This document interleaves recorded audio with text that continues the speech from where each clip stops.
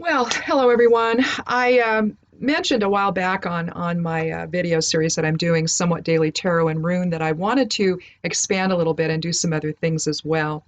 And I've been working on some stuff herbally. I may do some stuff on that. I'm going to get a little situated here. But what I wanted to do is talk about some esoteric things. And the thing I wanted to start with first is a text by the three initiates called the Kybalion. And so I put together some notes here that I took on that entire text. It's not particularly long. I think it's maybe, I don't know, less than 60 pages or something like that. And mostly the thing about the Kybalion talks about 7 Hermetic principles. And all of those seem to, well, they govern everything in life. All about creation, all about the universe, all about the all. It governs all of it. It talks about everything and how it all just sort of interrelates to one another, whether you're talking about, elemental aspects of life or the mental aspects of life. It basically defines everything down into 7 different principles. 7, because the universe is a septenate type of experience. In other words, it deals in sevens. And so each principle then has 7 principles under it. Each one of those has 7 principles, and you get the idea. It also tends to remind me, I guess, of the 7 cosmic rays, and it almost seems like each one sort of corresponds with each one of those. And so, but I don't think I'm going to really get into that too much during this whole session. I'm probably going to do this in either 2 or 3 parts. And so the first part is just going to talk a little bit about, what this is and what the Kybalion is. But basically, from there, then I'm going to break this down and I'm either going to be able to do it in 1 or 2 more sessions here. So, and hopefully when we're all done, you'll have an idea of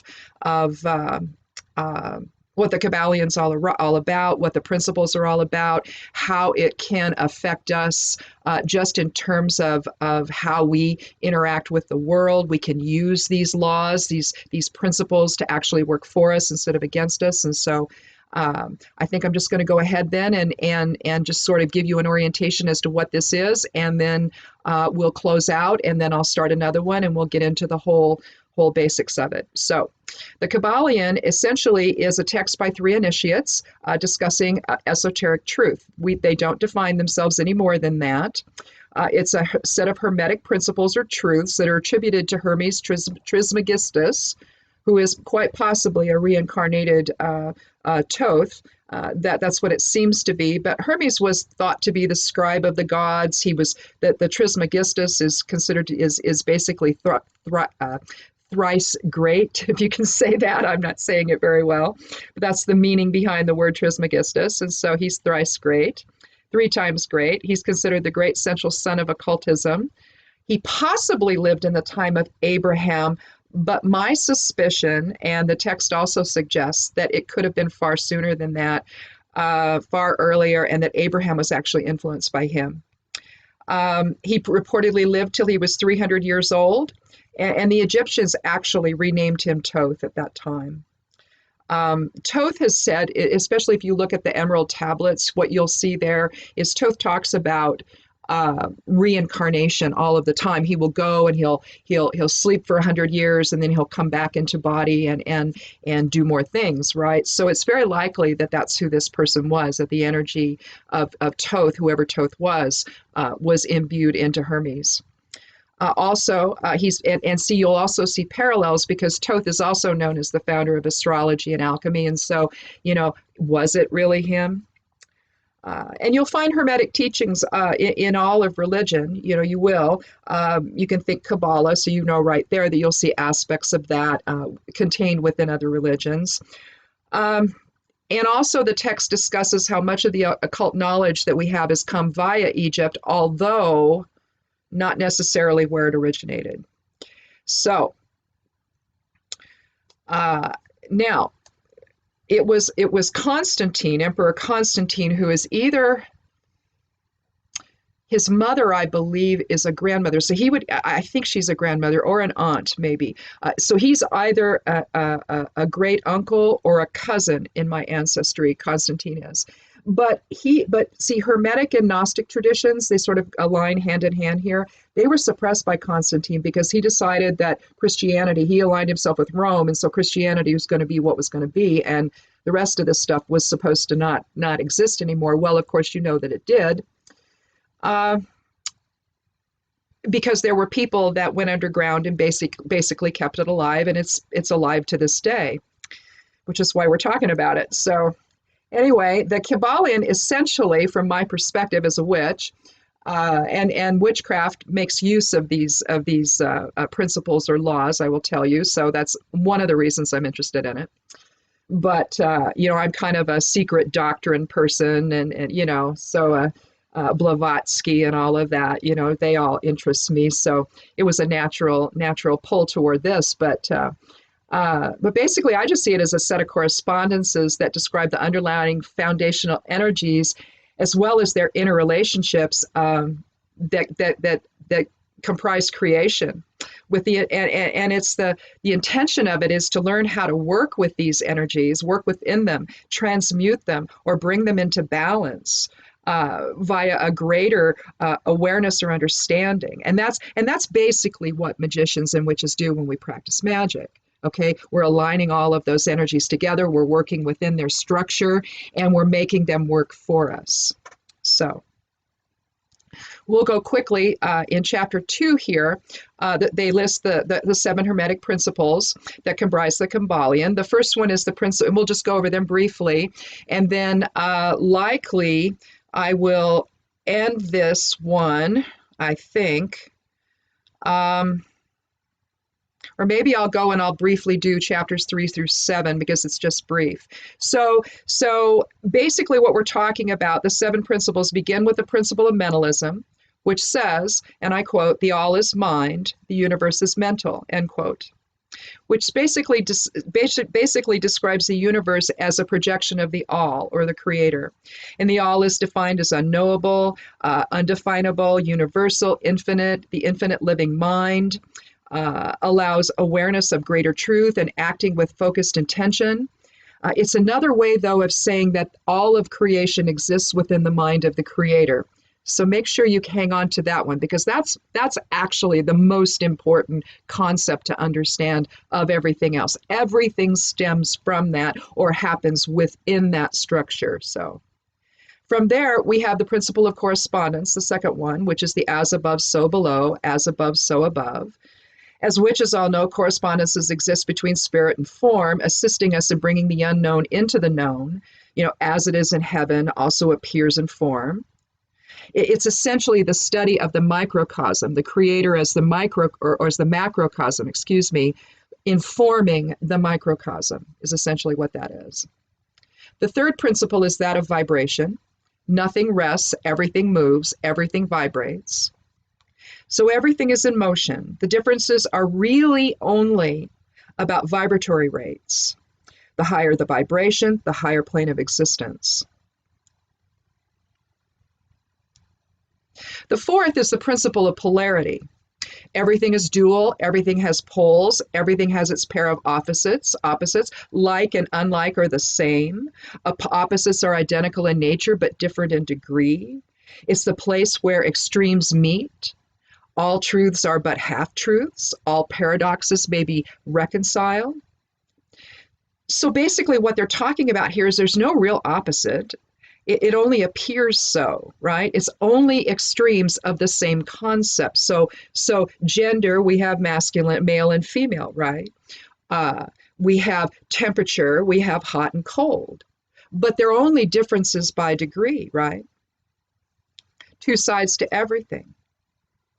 And when we talk about how we transmute this, how we work within it, an example would be how we would transmute evil into good via a greater understanding of what that principle truly is, via the principle of polarity, understanding that this is just degree.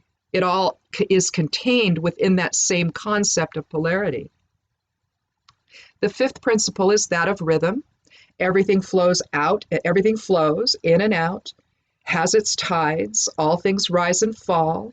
The pendulum swing, it manifests as a pendulum, but the swing manifests in everything. So you have polarity. And now from here, we bring rhythm into that, don't we? So within the boundaries of the polarity, we have a swing of rhythm. The measure of the swing to the right is the measure of the swing to the left. And rhythm basically compensates in the center.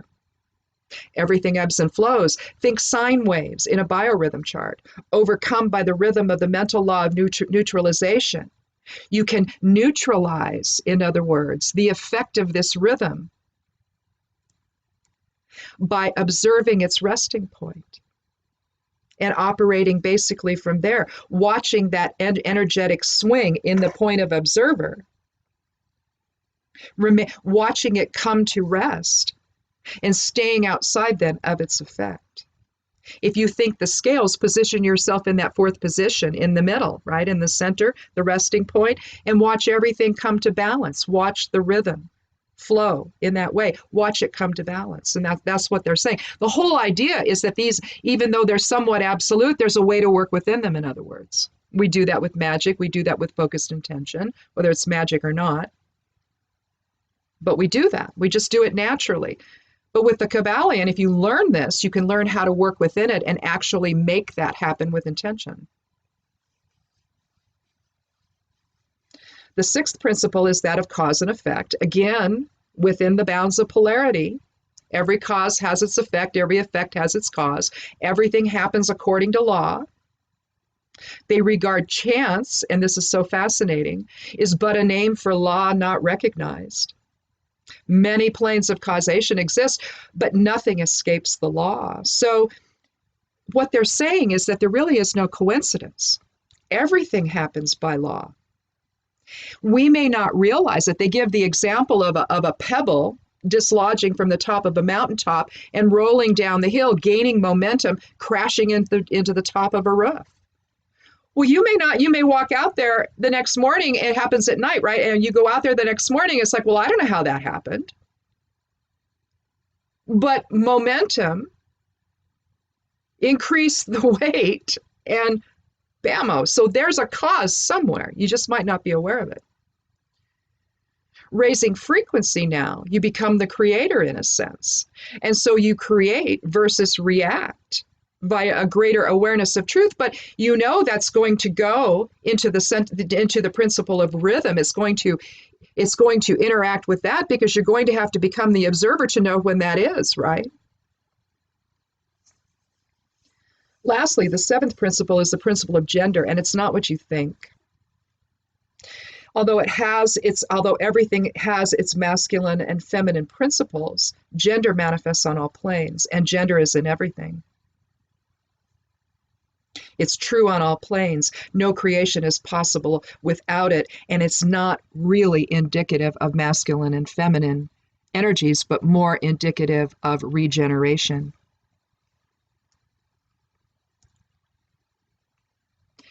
Now, we'll quickly go through chapters 3 through 7 because realistically, there's not a whole lot there in terms of, unless it's examples. And so the essence of it is this. When we talk about the all, because we have to understand here that the all is something that is it's all there is. If you look at the Course in Miracles, there's a section in it where it says we could say God is and cease to speak, and that would be all that was necessary because the all is all that is, right? There's nothing outside of the all. The entire existence is held within the mind of the all. Nothing. We move on to there's nothing exists outside the all. It's eternal in space and time, immutable and unchanging. Chapter 5 talks about the mental universe. The universe is mental, held in the mind of the all, the infinite living mind. This involves the principle of correspondence, and the all creates the universe mentally.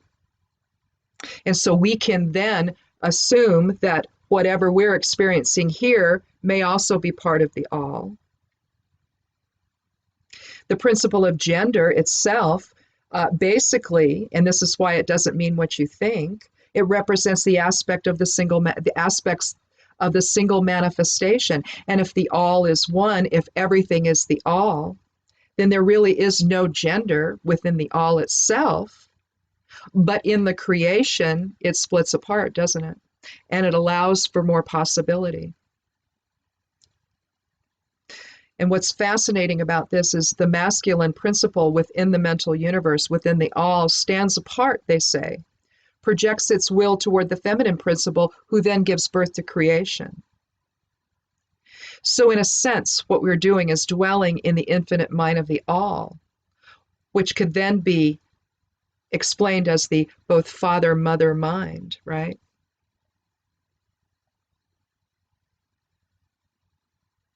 Chapter 6 deals with the divine paradox, and here is where we can learn to use laws against laws and transmute things. So a higher law, a higher awareness, or a higher expression of that law, we can then use that awareness to transmute something lower and move out of it into a higher frequency of awareness, right? We transmute higher against lower, transmute unworthy to worthy. And how you do that, of course, is to resonate in a higher frequency in order to transmute the lower one into the higher. So divine paradox arises from the principle of polarity, doesn't it? It's almost like you've got the first three, and then you come to polarity, and everything else branches out from there. And really what we're talking about here in terms of how we think about this is two poles of truth, the absolute and the relative, whereas the absolute is with the all and the relative is with creation, isn't it? Law of paradox is an aspect of the principle of polarity. And there's error in omitting the other side of something. If you don't understand the other side of self, how do you understand self? So when you look at someone else and you see the other instead of the other side of self, you are committing an error in admitting the other side of something, aren't you? The other side of self, you're omitting it. You're not seeing the other side of you contained within that other person. So absolute, again, belongs to the all, nothing real except the all. Relative belongs to the physical form. It's why in the Course of Miracles you will see the basic premise, nothing real can be threatened, nothing unreal exists. Herein lies the peace of God.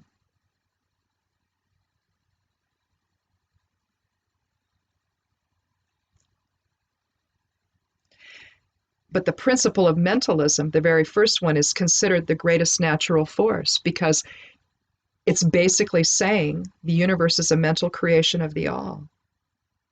And everything is held within the mind of the all. And when we progress, there is an upward progression folding back into the all. As we go from one state of consciousness to the next, what we're actually doing is folding back into the resonance of the all. And lastly, and then we'll end here and then begin again with Chapter 8, the planes of correspondence, because there's an awful lot of stuff there. Chapter 7 is titled The All in the All, and again reinforces the concept of the universe being mental and held in the mind of the all.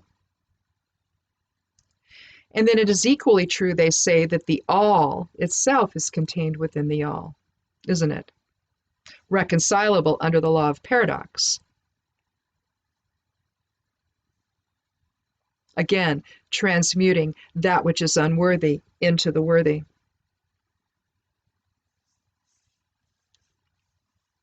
And they ask that we remember that the all is immanent, and immanence is defined as remaining within, inherent, abiding within. And again, refers to the principle of correspondence or the planes of correspondence, and that's where we're going to go next in our next video. It's basically about the progressive, our experience here in form is a progressive experience from the grossest form of matter to the least density of spirit. All are on the path to the all, returning home. But how this happens and what's going to and then what we're going to talk about next in our next video is this concept of involution that they talk about in the Kybalion. And that is the lowering of vibration until matter develops. And it's there that we begin the planes of correspondence. And we start to see that because all things emanate from the all, there's harmony between the various planes of manifestation or life or of being. So with that, I'm going to close, and then I'm going to start again with the next video, and we're going to start with the planes of correspondence. And there we're going to be looking at the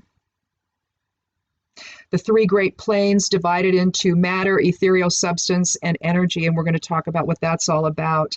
And from there, we'll talk about in Chapter 9, vibration, what that's all about. Number 10, in Chapter 10, we're going to delve deeper into polarity. Number 11, Chapter 11 talks about rhythm. 12, causation. 2 chapters, 13 and 14, on gender and mental gender.